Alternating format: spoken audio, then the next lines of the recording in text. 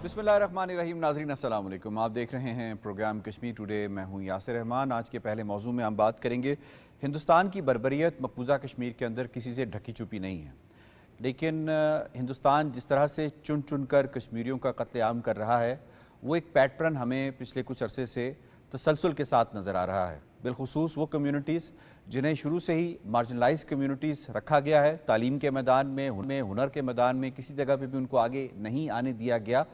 और माजी में उनसे इस तरह के काम लिए जाते रहे जिस तरह से ह्यूमन इंटेलिजेंस और बाकी मामलात के अंदर, और फिर उनको इस्तेमाल करके फेंक दिया जाता है, मार दिया जाता है। मैं बात कर रहा हूँ गुजर और बकरवाल कम्यूनिटीज़ के हवाले से, जिसकी आहो बुका आज पूरी दुनिया तक पहुँच रही है, अल जज़ीरा तक पहुँच रही है, इंटरनेशनल मौक़र इदारों तक पहुँच रही है।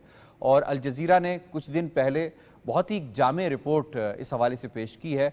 गुजर बकरवाल कम्यूनिटी की जो एक्सप्लॉयटेशन, जो उनके साथ ज़्यादती हिंदुस्तानी फ़ौज, हिंदुस्तानी रियासत कर रही है, उस हवाले से अल जज़ीरा ने रिपोर्ट शाया की है। और इसकी आहोबुकाब हमें ऐवानों के अंदर, मकबूजा कश्मीर के नाम नहाद जो कठपुतली असम्बली है उसके ऐवानों के अंदर भी सुनाई दे रही है। सड़कों पर भी गुजर बकरवाल कम्यूनिटी के लोग जो हैं वो बाहर मौजूद हैं कि किस तरह एक तसलसल के साथ, एक पैटर्न के साथ इन लोगों को कत्ल किया जा रहा है। स्टोरी स्टार्ट होती है 18 साल के शौकत से और 25 साल के रियाज से। ये दोनों भाई होते हैं और ये एक शादी पे जाते हैं फरवरी में, और उसके बाद फिर ये वापस नहीं आते। इनका वालिद इनको कॉलिंग करता है, उसके बाद फिर वो पुलिस स्टेशन जाते हैं, रिपोर्ट दर्ज कराते हैं, और उसके ठीक एक महीने के बाद यानी मार्च 13 को रियाज का पता चलता है कि उसकी लाश जो है एक केनाल से मिली है। और इसी तरीके से ठीक 3 दिन के बाद शौकत का 16 मार्च को पता चलता है कि उसकी भी लाश मिली है। एक शख्स जो है वो मुख्तार अहमद अवान, वो ताहाल लापता है।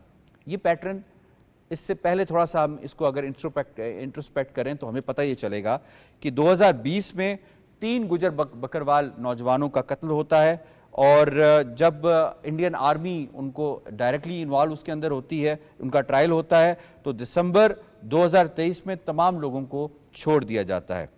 इसी तरीके से फिर दिसंबर 2023 में भी 3 ही नौजवानों को कत्ल किया जाता है। अगेन उनका ताल्लुक इसी कम्युनिटी से होता है, और दिसंबर 2024 में 17 लोग एक पुरस्रार बीमारी के हाथों उनकी मौत हो जाती है। और इसके साथ साथ मक्खन दीन की स्टोरी किसी से ढकी छुपी नहीं है। कुछ दिन पहले ये वाक़या होता है 2025 में, और ये शख्स अपनी वीडियो बनाता है और कहता है मुझे फियर है इंडियन फोर्सेस से, वो मुझे मार देंगे, और उसके बाद उसकी लाश मिलती है। तो ये तमाम जो डेटा और स्टैटिस्टिक्स है, सिर्फ यहीं पे ये ख़त्म नहीं होता, बल्कि एक ऑर्गेनाइजेशन है APDP। यह ऑर्गेनाइजेशन बताती है कि 10,000 से ज़ायद लोग लापता हैं, दौरान हिरासत लापता हैं, और उनके प्यारे, उनकी माएँ आज भी आहू पुका कर रही हैं कि वो कहाँ हैं। इस पर ज़रा हम आज के प्रोग्राम में बात करने की कोशिश करेंगे।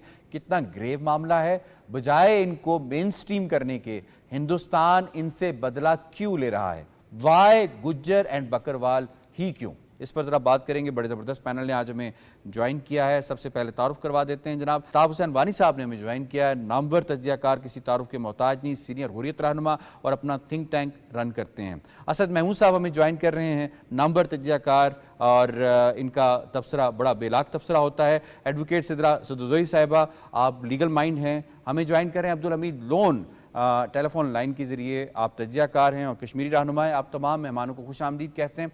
इससे पहले सवालों का बाकायदा आगाज़ किया जाए, आपको रिपोर्ट दिखाते हैं। मकबूजा जम्मू व कश्मीर में भारतीय फोर्सेस की रियासती दहशतगर्दी اور کشمیریوں پر ظلم و ستم نے دنیا کے سامنے ہندوستان کا بھیانک چہرہ بے نقاب کر دیا۔ الجزیرہ کی تحقیقاتی رپورٹ میں مقبوضہ جموں و کشمیر میں خاص طور پر گوجر قبائلی برادری کے ارکان کی مشتبہ اموات اور گمشدگیوں سے متعلق بھارتی حکام کے بیانیے پر سنگین شکوک و شبہات کا اظہار کیا گیا ہے۔ رپورٹ میں ضلع کولگام سے تعلق رکھنے والے 2 بھائیوں ریاض اور شوکت احمد کے قتل کا حوالہ دیا گیا، جنہیں ڈبو کر یا خودکشی پر مجبور کر کے قتل کیا گیا۔ دونوں بھائیوں کی لاشوں پر تشدد کے واضح نشانات تھے۔ ان کے ایک ساتھی مختار احمد آوان کا تاحال سراغ نہیں مل سکا۔ بھارتی فورسز کی ریاستی دہشت گردی، جبری گمشدگیوں اور دوران حراست قتل کے واقعات سے مقبوضہ کشمیر کی عوام میں گہری تشویش پائی جا رہی ہے۔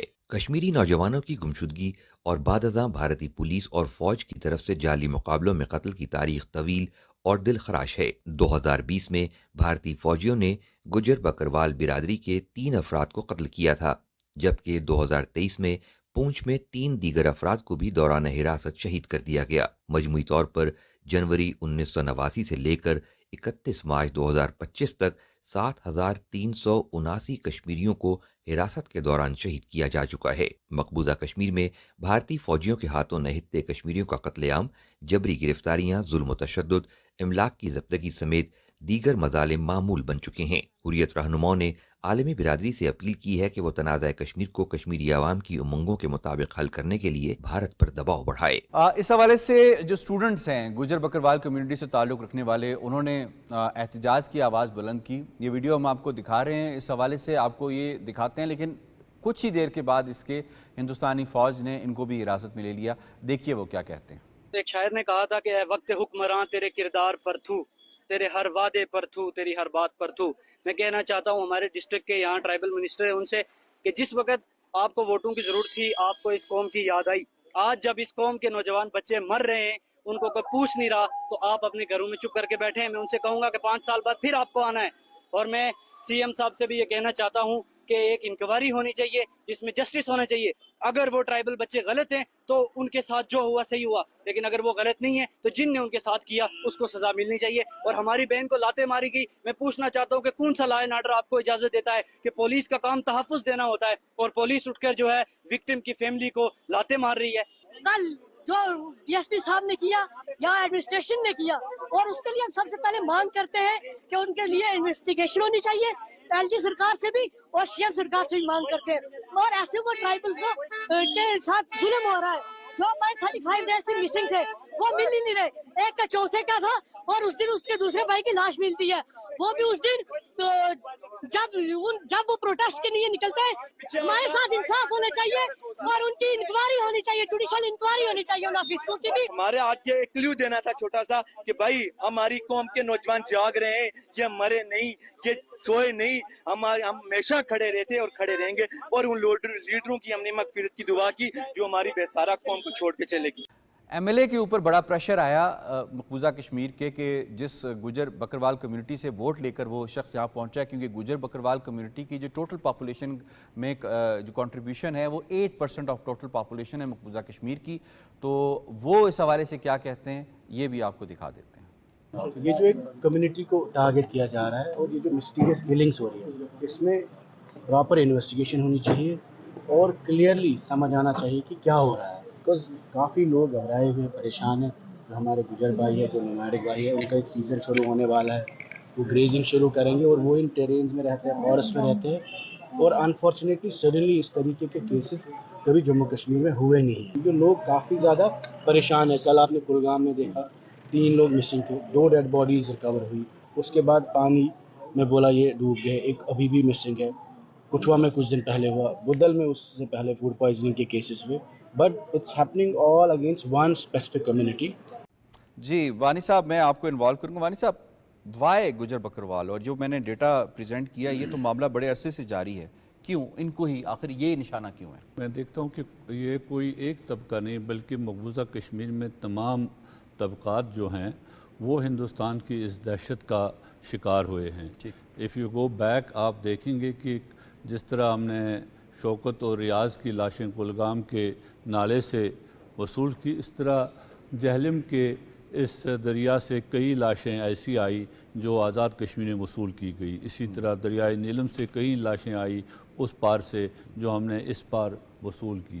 یہ سلسلہ عرصے دراز سے 1989 سے لگاتار جاری ہے، اور ہر جو کمیونٹی ہے اس میں انوالو ہوئی ہے اس کو اس میں انوالو کیا اگر ہم اس کو یہ کہیں وانی صاحب، جیسے اگر آپ ہم نے اس کو خود کہا یہ کہ 10,000 سے زیادہ لوگ لاپتہ ہوئے ہیں. ٹھیک ہے، وہ اس پہ آتے ہیں. میں اگر اس کو یہ کہہ دیں کہ جس طرح آپ نے بتایا کہ صرف یہ نہیں ہے، تو ہم اس کو یہ کہہ سکتے ہیں کہ ان کو بھی الگ طریقے کے ساتھ ٹریٹ کر کے جس طرح سے پچھلے کچھ عرصے سے تسلسل کے ساتھ مارا جا رہا ہے. میں اسی طرف آ رہا ہوں. ہم دیکھ رہے ہیں کہ پچھلے کچھ عرصے سے ہم دیکھ رہے ہیں کہ ایک تو ہم نے دیکھا کہ پونچھ اور راجوری کے علاقوں میں جو کچھ تحریک آزادی کے سلسلے میں جو حرکات ہوئی، سارا سلسلہ ہوا، اس کے بعد ہندوستان نے کس سے بدلہ لینا ہے؟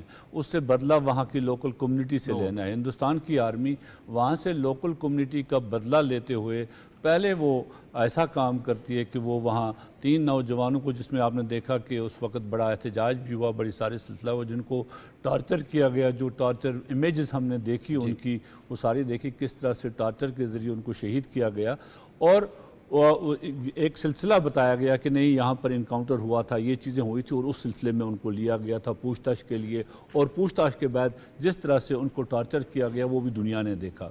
اس سے پہلے آپ نے دیکھا اسی کمیونٹی کے لوگ جو شوپیاں میں گئے تھے کام کرنے کے لیے، کیونکہ دے برانڈ اینی بڈی ایز ٹیررسٹ، اور اس کو پھر وہ کرتے ہیں. وہاں پر بھی وہ لوگ مزدوری کرتے تھے، جس کا آپ نے ذکر بھی کیا، جو جب میں انویسٹیگیشن میں پایا گیا ہندوستان کی آرمی کا جو میجر گوگوئی کس طرح سے اس میں انوالو تھا، جس نے وہ ساری چیزیں کی تھی فار ریوارڈ، لیکن ان کو وکٹمز کو کہیں جسٹس نہیں ملا. ابھی آپ نے دیکھا ہوگا کہ ایسے علاقے جو جموں کے تھے، جہاں پر کٹھوا یہ علاقے تھے، جہاں پر تحریک آزادی کشمیر جو ہندوستان کہہ رہا تھا کشمیر میں پورا امن ہے، وہاں نارمل سی ہے، وہ ساری چیزیں ہیں، تو وہاں پر تحریک نے سر اٹھایا اور ہندوستان کو جان کے لالے پڑ گئے. اور وہاں سے چونکہ یہ کمیونٹی زیادہ تر بارڈروں پر رہتی ہیں، بارڈروں پر رہنے والے ہیں، یہ نومیڈس ہیں، ان کا گشت رہتا ہے ایک علاقے سے دوسرے علاقے میں، اینڈ ہندوستان کی آرمی ان کو سسپیکٹ کرتی ہے ہمیشہ سے کہ یہ شاید کولابریٹرز ہے، یا یہ ہتھیار سمگل کرتے ہیں، یا کسی ایسی چیز میں انوالو ہیں، یا لوگوں کو. تو اس طرح سے آپ نے یہ بات کی ہے کہ میں اس پہ ایک ضمنی سا سوال پوچھوں کہ کیا ایسا نہیں ہے کہ ماضی میں ہندوستانی فوج یا ادارے جو دعویٰ کرتے تھے کہ ہم ان سے ہیومن انٹیلیجنس کا کام لیتے ہیں، اور اب وہ اس طرح سے رسپونڈ نہیں کر رہے، یا ان کو پریشرائز جس طرح سے پہلے کیا جاتا تھا کہ ان کے خواتین کو ہیراس کر کے یا باقی معاملات میں تاکہ وہ ہیومن انٹیلیجنس پرووائڈ کر دیں، کیا اب وہ رسپانس نہیں مل رہا ہے، اس وجہ سے بھی ان کے بدلہ لیا جا رہا ہے؟ دیکھیے ابھی آپ نے ذکر کیا نا مخندین کے واقعے کا، وہ واقعہ ایسا ہی ہے کہ جب ہندوستان کی فوج اس علاقے کی تلاشی کر کے مخندین اور اس کے باپ کو اور دوسرے لوگوں کو لیتی ہے، اور پولیس اسٹیشن میں ان کا تشدد کیا جاتا ہے، اور اس طرح کا تشدد کیا جاتا ہے، اور کنفیشن لیا جاتا ہے مخندین سے کہ میں آزادی پسندوں کو جانتا ہوں، میں حریت پسندوں کو جانتا ہوں، میں مجاہدین کو، میرے پاس ان کے نمبرز ہیں، اور اس کو اس چیز کے لیے کہا جاتا ہے کل آپ نے اپنا موبائل فون لا کر ہمیں نمبرز دینے ہیں، اور وہ جاتا ہے پھر مسجد میں جو ویڈیو بناتا ہے اور کہتا ہے کہ میں کسی کو نہیں ملا ہوں، نہ میں کسی کو جانتا ہوں، اور مجھے خدشہ ہے کہ مجھے وہ مار دیں گے، اس لیے میں اپنی جان لے رہا ہوں. So this is not only with the Muslims there. آپ نے دیکھا وہاں اسی علاقے میں 2 ہندو نوجوان جو بھی ہیں ان کو بھی بھارتی فوج نے اٹھایا، اور وہ بھی لاپتہ ہیں. اور جس طرح سے ریاض اور درشن سنگھ، جس طرح ریاض اور شوکت کا واقعہ ہے، اور ان کے ساتھ مختار ہے، ابھی مختار لاپتہ ہے، وہ کس جگہ پر ہے، کہاں پر ہے؟ کیونکہ ہندوستان کی فوج پہلے انہوں نے گجروں اور پہاڑیوں کو لڑانے کی کوشش کی، ایک یہ کہ ہم ان کو مین فولڈ میں لانے کے لیے ہم ان کو دے رہے ہیں وہ شیڈول ٹرائب سٹیٹس دیتے ہیں پہاڑیوں کو. ایک کشمیر کے اندر کمیونٹیز کو لڑانے کا ہندوستان کا یہ پرانا ایک طریقہ کار رہا ہے، لیکن اس وقت گجروں کو اس کا نشانہ بنانا یہ ایک ویل پلان طریقہ لگتا ہے تاکہ بارڈر کے علاقوں میں جو لوگ رہ رہے ہیں ان کو نشانہ بنایا جائے اور مستقبل کے خطرات سے نمٹنے کے لیے. آپ کا پوائنٹ آ گیا. اسد صاحب میں آپ کو اس میں انوالو کروں گا، فرمائیے گا جو بیانیہ ہندوستانی فوج اپنا رہی ہے کہ یہ 2 نوجوانوں نے خودکشی کر لی اور یا 3 جو نوجوان ابھی مختار کا پتہ نہیں چلا، تو کیسے ایک نارمل لوگ جو اپنے گھروں میں کوئی پرابلم نہیں ہے ان کی، وہ ایک شادی پہ جاتے ہیں واپس آتے ہیں تو انڈین آرمی یہ بیانیہ بناتی کہ انہوں نے خودکشی کر لی. Is it so simple? بالکل ایسا بھی سمپل نہیں ہے. اینڈ آپ وہ جو اسٹیٹ ٹیررزم، اسٹیٹ فاشزم جو کہ نریندر مودی کی حکومت پچھلے اسپیشلی جب سے یہ آئے 12 سال ان کو ہو گئے ہیں، اس کا یہ آپ سمجھتے ہیں کہ یہ اس کا ایک آپ کنٹینیوس پروسیس ہے جس میں وہ چل رہے ہیں. ہاں وہ ہوتا کیا ہے کہ ٹیکٹکس وہ چینج کرتے جاتے ہیں. مطلب جیسے وانی صاحب نے کہا 10,000 لوگ تو بالکل انہوں نے غائب کیے ہوئے ہیں، ینگسٹرز کو انہوں نے غائب کیے ہوئے گھروں سے، ان کو کوئی عطا پتہ نہیں کہ where are they. Likewise یہ جس طریقے سے آپ جو مین سبجیکٹ ہے جس کو ہم ڈسکس کر رہے ہیں، اس کے اندر بھی 2 نوجوان مہینہ پہلے انہوں نے مطلب گھر سے نکلے شادی اٹینڈ کرنے کے لیے. اس کے بعد پتہ چلا جی کہ پہلے ایک نوجوان کی لاش ملی ہے اور اٹ واز ویری کلیئر کہ اس کو بروٹلی جس کو کہتے ہیں کہ مرڈر کیا گیا، اس کے اوپر جس ہر طریقے سے، یعنی اس کے زخم کے نشان، اس کے بال گر رہے، اس کی آنکھیں سوجی، جسم کے اوپر مختلف طرح کی چھوٹے. اٹ واز ویری کلیئر کہ ہاں he had been to severe torture, اس کو کیا گیا. اور 2 دن 3 دن کے بعد پتہ چلا لیکن اس کے بھائی کی جو ہے وہ لاش بھی مل گئی، پھر وہیں سے ایک لحاظ سے لاش ملی.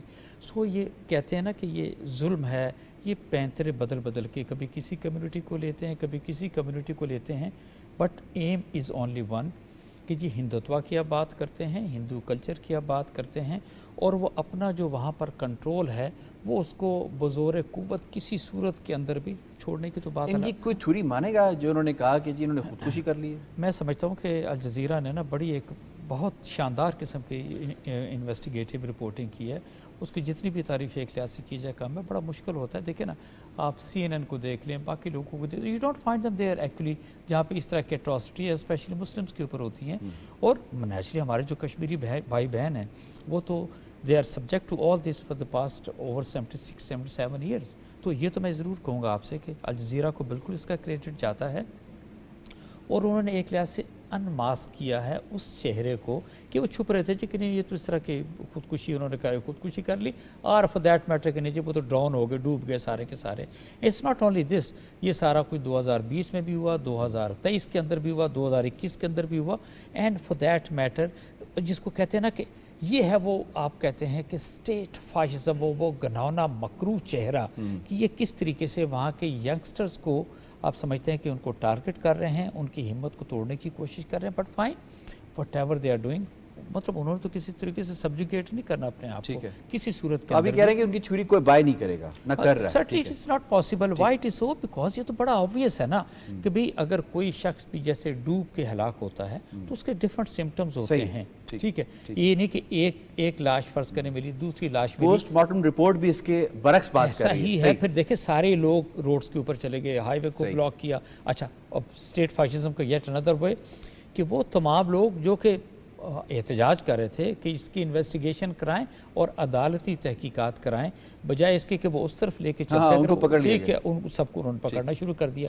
تو یہ وہ ایکچولی مختلف طرح کے حربے آپ کو نظر آتے ہیں just to break the will of our Kashmiri brother ان سارے لوگوں کی. لیکن آئی وڈ سے کہ یہی سارا کچھ ہم دیکھ رہے ہیں پچھلی کئی دہائیوں سے، وہ ایسا تو نہیں ہو سکتا. ٹھیک ہے وانی صاحب، you want to add something? یہ جو ڈوبنے کا جو بتا رہے ہیں وہ ڈوب گئے، ایسا ہی واقعہ انہوں نے، ایسا ہی تھیوری انہوں نے کی تھی آسیہ اور نیلوفر کے کیس میں. جس وقت آسیہ اور نیلوفر کا کیس 2009 میں ہوا تھا، ان کو اغوا کر کے ان کے ساتھ زیادتی کی گئی اور پھر ان کو شہید کر دیا گیا تھا. ہندوستان نے یہی کہا تھا اس وقت بھی کہ وہ دریا میں ڈوب گئی ہیں، اور اس کے لیے انہوں نے وہاں کے اس وقت کے سرجن کو، وہاں کے ڈاکٹرز کو، سب کو پریشرائز کیا تھا کہ آپ رپورٹ چینج کریں، پوسٹ مارٹم رپورٹ چینج کریں. اور پھر جب کہیں چینج نہیں ہوئی تو پھر CBI انکوائری کے ذریعے اس کو چینج کرایا گیا. ہندوستان کا اپنا پرانا وتیرہ ہے. ٹھیک ہو گیا. میں اس میں آپ کو شامل کروں گا. سدرا صاحبہ یہ فرمائیے گا کہ لیگلی اگر ہم بات کریں تو کتنا سالڈ اسٹرانگ کیس ہے، اور کیا اگر ہم ماضی کو دیکھیں تو کیا ان لوگوں کو، یہ 2 لوگوں کو، شوکت کو، ریاض کو اور مختار احمد اوان کو انصاف ملے گا؟ میں اس کو اگر لیگل پوائنٹ آف ویو سے دیکھتی ہوں، آپ کے سامنے سارے فیکٹس اینڈ فگرز موجود ہیں. یہ کوئی ایسا چھپا ہوا یا ڈھکا ہوا کیس نہیں ہے، یا پہلا کیس نہیں ہے. This is an open and shut case کہ جس میں آپ کو یہ پوسٹ مارٹم رپورٹس آپ کے پاس یہ سارا کچھ موجود ہے. اور پہلا انسیڈنٹس نہیں ہے کہ ہم بات کریں کہ انہوں نے خودکشی کر لی. ابھی وانی صاحب نے بھی جس طریقے سے ہمیں بتایا، انصاف ملنے کی جہاں تک بات ہے تو مودیت میں تو ان کو انصاف نہیں مل سکتا. लेकिन इसके ऊपर जिन इदारों को एक्टिवली अपना पार्ट प्ले करना चाहिए, आपके पास ह्यूमन राइट्स कमीशन मौजूद हैं, आपके पास एमनेस्टी इंटरनेशनल मौजूद है, और वो लोग भी इस वक्त बिल्कुल खामोशी से बैठे हुए हैं। एक एथनिक क्लिनजिंग हो रही है, एक सिर्फ मैं बकरवाल कम्युनिटी की या मैं सिर्फ और सिर्फ गुज्जर कम्युनिटी की बात नहीं करती, they are making 8% of the whole population, लेकिन एक पूरी की पूरी ऐसी जेल वहाँ पे मौजूद है जिसको हम ओपन एयर जेल कहते हैं, और जिसके अंदर हम तो ये बताएं कि माजी में जिस तरह ट्रायल हुए हैं इनके, 2020 की मैंने बात की, तीन लोगों को मारा, तो जो ट्रायल्स हैं अगर आप उसको स्टडी करें तो उसकी क्या ग्राउंड से रिलीज़ कैसे किया गया?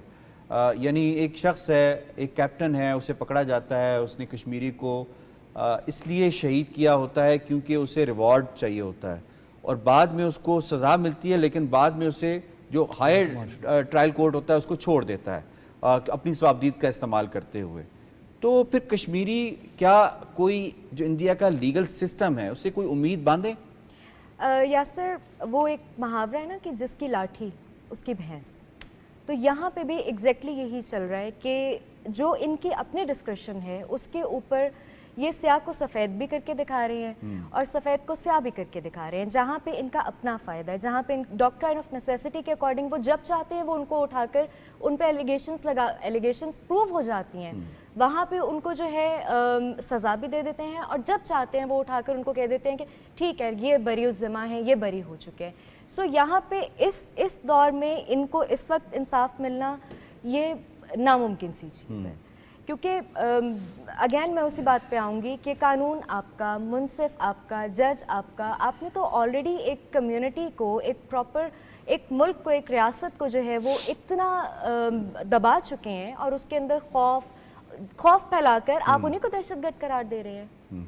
सो यहाँ पे इस वक्त इंसाफ का हसूल मुश्किल है। ठीक है, अब्दुल हमीद लोन साहब, आपको शामिल करूँगा। ये फरमाइएगा, इंसाफ नहीं मिलेगा इनको, ये तो बात हमें सामने पता है। माजी का अगर रिकॉर्ड देखा जाए, किसी फौजी को आज तक सज़ा नहीं मिली, कुनन पोशपुरा से शुरू हो जाए और आज तक पहुँच जाए, कहीं सज़ा नहीं मिली। तो ऐसे में जब कश्मीरी हथियार उठाते हैं और फिर कश्मीरी अपनी तहरीक के लिए और ख़ास तौर पे जो उनके साथ ज़्यादतियाँ हो रही हैं उसको रिएक्ट करते हैं, उस पर रिएक्ट करते हैं, तो फिर तो किसी को कोई शिकवा नहीं होना चाहिए ना इसके ऊपर। इंसाफ आप तवक्का ही न रखें ना कि मकबूजा जम्मू कश्मीर में किसी को इंसाफ मिले। अब ज़ाहिर है कश्मीरी अपने हक के लिए उठेंगे, लड़ेंगे, उन्हें यूनाइटेड नेशंस का जो चार्टर है वो इजाज़त देता है, मगर मकबूजा कश्मीर में भारतीय फौजियों को ऐसे इख्तियारात हासिल हैं कि वो किसी को मारें, कत्ल करें, किसी जगह जवाबदेह नहीं है। ये बदकिस्मती से बैनुल-अक़वामी बरादरी के लिए लम्हा फिक्रिया है, उनके लिए सवालिया निशान है। जहाँ दुनिया में हमने इस तरह की कोई दहशतगर्दी की, सियासी दहशतगर्दी की मिसाल नहीं देखी है, जम्मू कश्मीर के तूल अर्ज में ये हो रहा है। हर कम्युनिटी के साथ, हर शख्स के साथ मसकशुदा लाशें हमने उठाई है, हमने तशद्दुद लाशें उठाई हैं, फेक इनकाउंटर हो रहे हैं, मावरा अदालत कत्ल हो रहे हैं। महज जो है ना वो इसके पीछे नस्ल कुशी जो है ना वो हिंदुस्तान कर रहा है ताकि कश्मीरियों का मुकम्मल तौर पर सफाया किया जाए, और किसी जगह कोई फौजी जवाबदेह नहीं है, सजा का तो तस्वर ही नहीं है। और जहाँ बैनुल-अक़वामी मीडिया ने, आज तो अल जज़ीरा की ये रिपोर्ट आई है, इससे पहले जो होशरबा रिपोर्ट्स आई हैं अल जज़ीरा के अलावा जो बैनुल-अक़वामी मीडिया है, जो इंसानी हुकूक की तंजीमें हैं, मतलब ऐसी रिपोर्टें आई हैं, मगर आज तक किसी फौजी को, किसी भारतीय फौजी अफसर को किसी जगह जवाबदेह नहीं ठहराया गया, किसी जगह वो किसी सजा के उसको सजा नहीं दी गई है। ये बदकिस्मती है कि वहाँ पर खुले इख्तियारात हैं और अस्तना हासिल है फोर्सेस को, और जहाँ आए रोज इस तरह की वारदातें वो कर रहे हैं, इस तरह की जो है ना तशद्दुद शुदा लाशें फेंक देते हैं दरियाओं के अंदर, बयाबानों के अंदर, जंगलों के अंदर। तो ये मैं समझता हूँ कि अक़वाम आलम के लिए ये जो है सवालिया निशान है कि कश्मीरियों के क्या कोई हुकूक नहीं है, उन्हें जिंदा रहने का हक नहीं है। तो बहरहाल हम अपनी आज़ादी पे जी लोन साहब ये बताइएगा कि इससे क्या तहरीक फियर का शिकार होगी या तहरीक मजीद जोर पकड़ेगी? नहीं, देखें, आए रोज इसमें जो है ना वो जज्बा पैदा होता है इन चीजों से। इस जुल्म सितम को देखकर हमारी जो आने वाली नस्लें हैं वो समझती हैं कि ये जालिम रियासत है, ये जाबिर रियासत है, इस तरह से हमारे लोगों का ये कत्लेआम कर रही है। और इस गन गरिश के दौरान जो लोग पैदा हुए हैं, उनकी जो कमिटमेंट है, उनकी जो डेडिकेशन है, उनका जो जज्बा है, दुनिया की कोई ताकत उसको तोड़ नहीं सकती है। हिंदुस्तान गलतफहमी में और हक पे मुबनी इस आज़ादी में जहां लाखों लोगों ने अपनी जानों का नजराना कुर्बानियां पेश की हैं, तो आज की नस्ल भी ये देख रही है, आज के बच्चे भी ये देख रहे हैं, और वहीं इंशाल्लाह हम अपनी आज़ादी पे कोई कंप्रोमाइज नहीं करेंगे।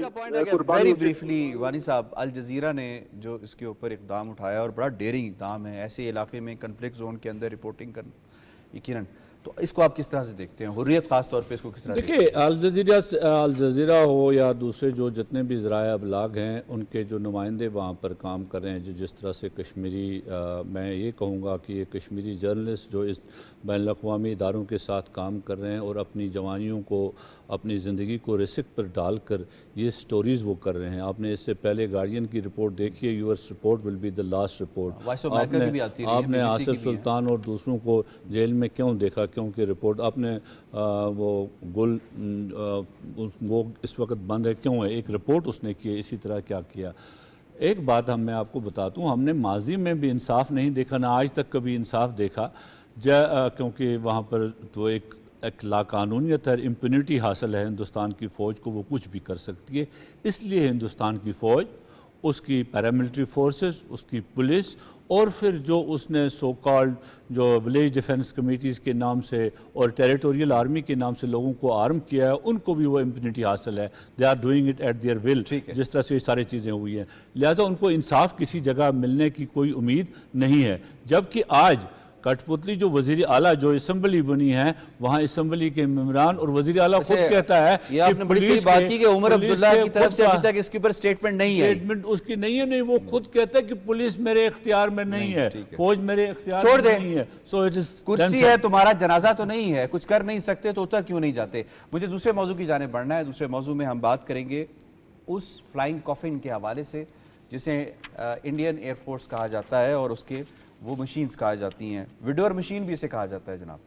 ये रिपोर्ट है controller and auditor general CAG and defence parliamentary committee की, जिन्होंने कहा है कि इंडियन एयरफोर्स की इस वक्त जो स्टेट है वो है poorest state of operational readiness. ये मेरा ख्याल जुमला काफ़ी होना चाहिए ये बताने के लिए कि हिंदुस्तानी अफवाज बिलखुसूस इंडियन एयरफोर्स जंग लड़ने की पोजीशन में कितनी है, क्योंकि उनके अपने इदारे कह रहे हैं कि इस वक्त इनकी सलाहियत जंग लड़ने की बिल्कुल भी इस काबिल नहीं है। अब मामला यहाँ पे वो कहते हैं it's not the gun, it's man behind the gun. अब मामला ये है कि जो इनके जैगवार्स का मामला हो रहा है, अभी जामनगर में एक जैगवार जो है, यानी जहाज़ इनका फाइटर पायलट, वो ग्राउंड हुआ, क्रैश किया उसने, इसमें पायलट मारा गया। इससे पहले 1 महीना पहले अंबाला में इस तरह के क्रैश हुआ, और उससे पहले 6 जैगवार जो हैं वो 2012 से क्रैश हो चुके हैं। और इसके अलावा एक लंबी तादाद है इनकी क्रैश की, और ये कहा जाता है कि जंगों में शायद इनके पायलट्स, फाइटर पायलट्स इतने नहीं मारे गए जितने के इनकी अपनी ट्रेनिंग और पुअर परफॉर्मेंसेस के दौरान जो है वो हलाक हुए हैं, मारे गए हैं। हिंदुस्तान ये दावा करता है कि जो हमारा बहुत बड़ा बजट है। अब सवाल यहाँ पैदा होता है कि ये बजट कहाँ जाता है। सवाल ये पैदा होता है कि इतने बुलंद बांग दावे करते हैं इसके ऊपर, इतनी ये बॉलीवुड की तर्ज के ऊपर बॉलीवुड की मूवीज़ जो हैं वो सामने आती हैं, लेकिन ऑन ग्राउंड सिचुएशन इनकी क्या है वो खुद इनके अपने इदारे बता रहे हैं। मैं कल साहब आपको इसके अंदर इन्वॉल्व करूँगा। असद साहब फरमाइएगा कि ये जो रिपोर्ट है, ये जो क्रैशेज़ हैं, ये जो फ्लाइंग कॉफिन सिर्फ और सिर्फ ये टर्मिनोलॉजी इंडियन एयरफोर्स के लिए इस्तेमाल हो रही है, विडोर मशीन्स ये इंडियन एयरफोर्स के अपना हेलीकॉप्टर खुद मार गिराते हैं, अपने लोग जो हैं वो मार देते हैं। इससे हमें क्या पता चलता है, किस कदर तैयार हैं ये अपने कन्वेंशनल एनिमीज़ के लिए फ़ाइट करने के लिए? मैं ये आपसे कहूँगा कि इट्स नॉट ओनली जैगवार की अगर आप बात करते हैं, आप इनके मिग 21 को ले लीजिए, मिग 29 को ले लें, 30 तकरीबन को 36 के करीब इनके अपने जो हिंदुस्तान एरोनॉटिकल है उसने तैयार किए हैं। दिस एज कि they are top of the line उनके aircraft fighter, but it's not like that. और फिर SU-30 हैं, ये सारी के सारी आप देखें ना, ओवरऑल कोई तकरीबन 700 से नीचे इनके ओवरऑल फाइटर एयरक्राफ्ट आते हैं। 7 कैटेगरीज़ हैं। देखें एक एयरफोर्स होती है नॉर्मली 1, 2 या 3 कैटेगरीज और मैक्सिमम से 4 कैटेगरीज़ के आप एयरक्राफ्ट रखते हैं। वाई? बिकॉज वो मैशअप करते हैं, एक दूसरे को सपोर्ट करते हैं, उनकी रिक्वायरमेंट किस तरह की होती है, फिर उनका बाकी ओवरऑल स्पेयर्स कैसे उनको एक लिहाज से मिलते हैं। 7 मुख्तलिफ तरह के इनके एयरक्राफ्ट्स हैं सारे। अब सोचें जो जैगुआर है ये 1980 से 79 में एक लिहाज से इनके साथ इंडक्ट हुआ और 80 में फ्रांस और इंग्लैंड इसको बनाना बंद कर दिया था। इन्होंने transfer of technology Hindustan aeronautics पे लेकर आ गए। 2008 में वो भी बनना बंद हो गए। फिर कुछ एयरक्राफ्ट से उन्होंने पुराने ख़रीदे इंग्लैंड से, फ्रांस से, ओमान से, ताकि उसको वो उसकी बॉडी है, इंजन है, वो उस रिफर्बिश किया बेसिकली इन्होंने। आप 2 एयरक्राफ्ट तो इन चंद दिनों में इनके गए हैं जैगुआर्स, और 2012 से लेके तकरीबन अब तक 8 जहाज़ इनके इस तरीके से गिर चुके हैं। जैगुआर की मैं बात करता हूँ। इस जैगुआर भी कह लें, MiG-21 भी कह लें, yes they are the कॉफन्स of the Indian pilots. आप इमेजिन करें कि आप इनकी तकरीरें सुने, इनके प्राइम मिनिस्टर की, इनके डिफेंस मिनिस्टर की, इनकी एयर चीफ की, तालमेल बनता है तकरीरों का और ग्राउंड रियलिटी का। Not at all, this is what it is and I am very happy कि आप इसको इसलिए लेकर आ गए हैं कि इन सबको पता हो कि एक्चुअली इंडियन एयरफोर्स की स्ट्रेंथ कोई है भी कि नहीं। देखें ना, ये जब भी हम तो एक स्ट्रांग एनिमी से लड़ना चाहते हैं, हम उन एनिमी से जो खुद ग्राउंड हो जाते हैं। वो कहते हैं इनके जो जहाज हैं ज्यादा तो ग्राउंड है, जो ऑपरेशन में जाते हैं वो तो कम है, ज्यादा तो इसे कहते हैं OAG, ये ज्यादा तो एयरक्राफ्ट्स ऑन ग्राउंड हैं, ये ज्यादा है। ऐसा ही है। दूसरी चीज फिर आती है, देखें ना, ये कहते हैं जी कि हम एट ए टाइम 2 फ्रंट के ऊपर अपनी एयरफोर्स को लड़ाएंगे, अपनी नेवी को और अपनी आर्मी को। यानी जहाज़ इनके पास 700 से नीचे हैं, 680 तकरीबन है इनके पास ओवरऑल एयरक्राफ्ट। उसके अंदर मैंने आपसे कहा कि MiG-21 को तो आप निकाल दें, आप Su-30 की बात करते हैं, और फॉर दैट मैटर इनके तेजस की बात कर लें, फिर जैगुआर हैं, जैगुआर इनके पास तकरीबन 130 हैं। और ये नहीं आप ये समझ लें कि ये उड़ते हुए ताबूत हैं, ये उड़ते हुए कफन है, और उसके अंदर आप हाउ डू यू से कि pilot himself is not comfortable कि मैं मेरी जो ये एयरक्राफ्ट एयर मशीन है क्या ये इतनी केपेबल है कि ये मुझे उड़ा के वापस भी लेकर आ जाएगी। जो इंडक्शन रेट है इनका, यानी जो लोग एयरफोर्स में आना और फाइटर पायलट बनना पसंद करते हैं वो विद एवरी पासिंग ईयर वो कम से कम होता जा रहा है, और ये ज्यादा से ज्यादा उनको परसुएट कर रहे हैं कि आप एयरफोर्स में आएं और ज्वाइन करें इन कॉफिन्स को। बिल्कुल ऐसा ही है। ठीक है, हम ये भी कह सकते हैं कि ओके वारफेयर की नेचर भी अब एक लिहाज से चेंज होना शुरू हो गई है, दुनिया अब एक लिहाज से ड्रोन्स पे जा रही है, लेकिन वो जो कन्वेंशनल एयरफोर्स है उसकी जो स्ट्रेंथ है, उसकी आई वुड से कि वायबिलिटी, और फिर उसका जो मौजूदा ज़माने के हिसाब से उसके साथ अपने आप को इन पेस रखना, that two is something very very important. अगर देखें ना, ये हिसाब होता कि जी अगर सारे सिलसिला चेंज हो गया वॉरफेयर का, तो फिर अमेरिका ने अगर इतनी बड़ी एयरफोर्स रखी हुई है, नेवल उनका फ्लीट अलग एक लिहाज से चल रहा है, तो सर्टली ये तो नहीं हो सकता था कि नहीं इनको कैसे वो कर सकते। तो आई वुड सिंपली से कि ये अब छोड़ें, ये तो इन्होंने, आप सोचिए कि इस जो उड़ते हुआ कफन है ये इन्होंने प्लान किया कि 2040 तक इंडियन एयरफोर्स के अंदर ये और पता नहीं कितने पायलट्स इनके मारे जाएंगे। विंग कमांडर अभिनंदन की स्टोरी से हमें क्या पता चलता है कि किस कदर पूरे स्टेट ऑफ ऑपरेशनल रेडीनेस है? दोनों चीज़ें हैं बिल्कुल। एक रेडीनेस की बात कर लें, उनके मशीनरी की बात कर लें, और देन इस इज नॉर्मली पीपल से man behind the gun who matters. तो जो पीछे लोग उन गन्स के पीछे बैठे हुए हैं या एयरक्राफ्ट को जो एक लिहाज से चला रहे हैं, तो आप अंदाज़ा लगा सकते हैं कि उनका कितना एक्सपर्टीज़ है, वो कितना ट्रेंड है, उनकी विल पावर। आपने बड़े ज़बरदस्त तरीके से इसको एक्सप्लेन किया। मैं वानी साहब इस पर आपको शामिल करूंगा। 6.8 लाख करोड़ दुनिया का चौथा लार्जेस्ट डिफेंस बजट इंडिया का है, वो किधर जाता है ये? देखिए, हमने बड़ी कहानियाँ माजी में भी सुनी हैं और मुस्तकबिल में भी सुन रहे हैं। पहले आपने एक हमारी याददाश्त में बोफोर्स की एक बहुत कहानी चली थी, किस तरह से किक बैक्स उसमें लिए थे, एक बहुत बड़ा केस बना था। अभी जो I don't remember the name of that aircraft, colonel साहब विल बियर मी आउट, वो जो हिंदुस्तान ने फ्रांस से न्यूएस्ट जो लाया है रफेल की बात कर रहे हैं। रफेल में जिस तरह से $25 billion prime minister Narendra Modi himself has been involved in kickbacks, और ये केस CBI ने वो डायरेक्ट उनके दावे और CBI ने इम्प्लीकेट किया और सुप्रीम कोर्ट ऑफ इंडिया में चला गया, और सुप्रीम कोर्ट ऑफ इंडिया ने उसको अभी तक दबाया हुआ, अभी तक उस पर काम नहीं हुआ है। तो it speaks volumes that on one hand, I am not a technical person in this से, ऑन वन हैंड एक तो ये है कि आपकी करप्शन है, उस करप्शन को एक एड्रेस करना है। दूसरा ये कि जो आपकी ट्रेनिंग की लेवल है, जिस तरह हम देखते हैं कि आपके जो बेशतर तजिए आए हिंदुस्तान में, एक तो मशीन पुरानी तो आई है, लेकिन ज़्यादातर तजिए जो आए हैं वो आई है جو ٹریننگ ہے, جو ٹریننگ ہے انڈین ایئر فورس کی, وہ سب اسٹینڈرڈ ٹریننگ ہے انڈین ایئر فورس کی. That is the point of concern سب سے بڑا. ٹھیک ہو گیا.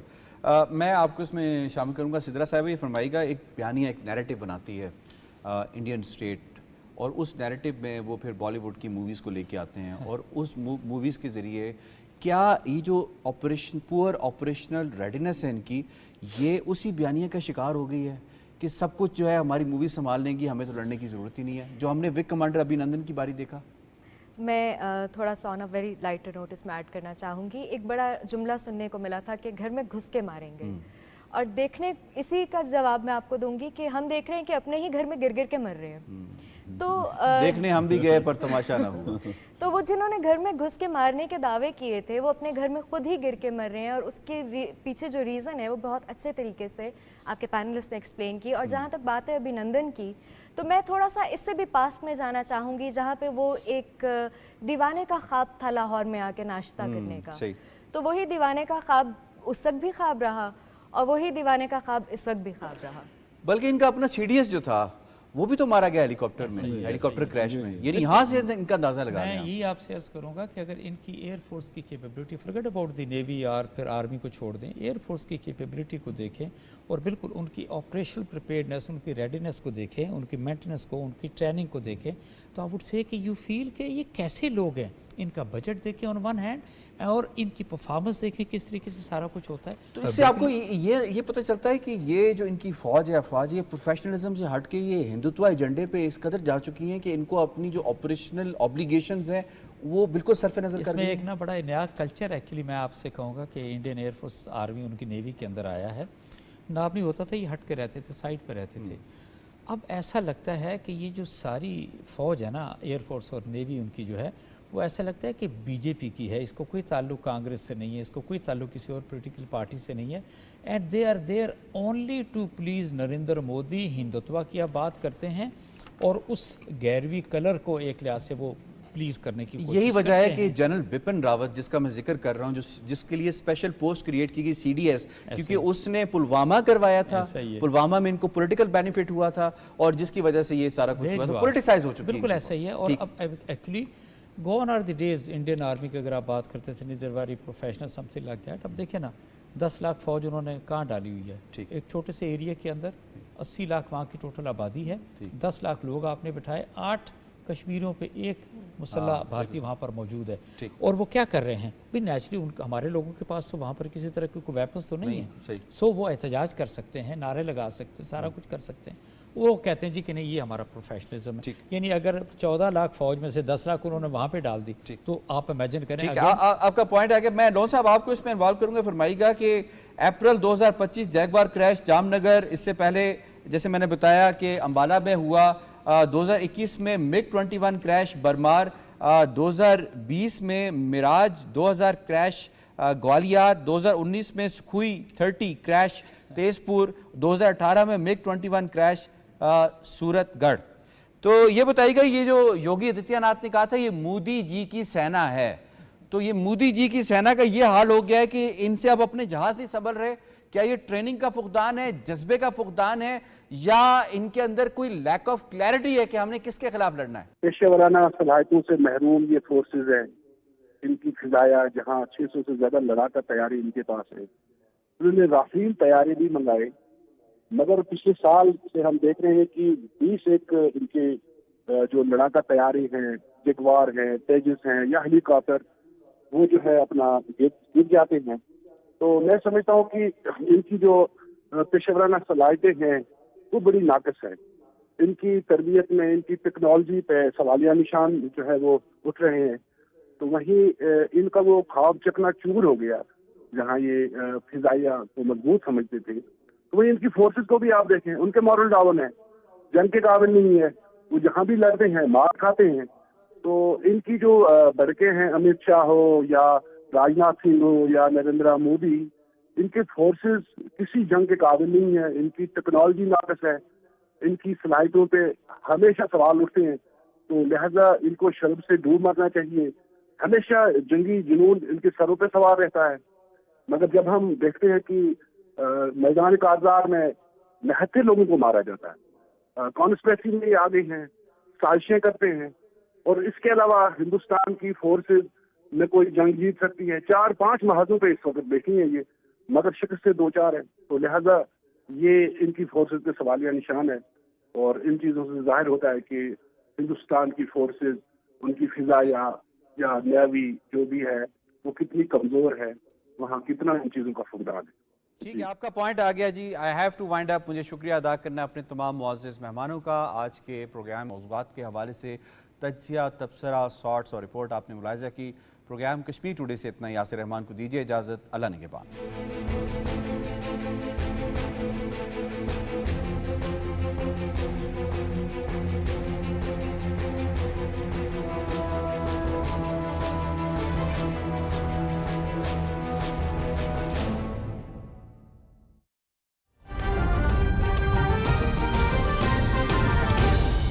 दुरुस्त हर वक्त बर वक्त।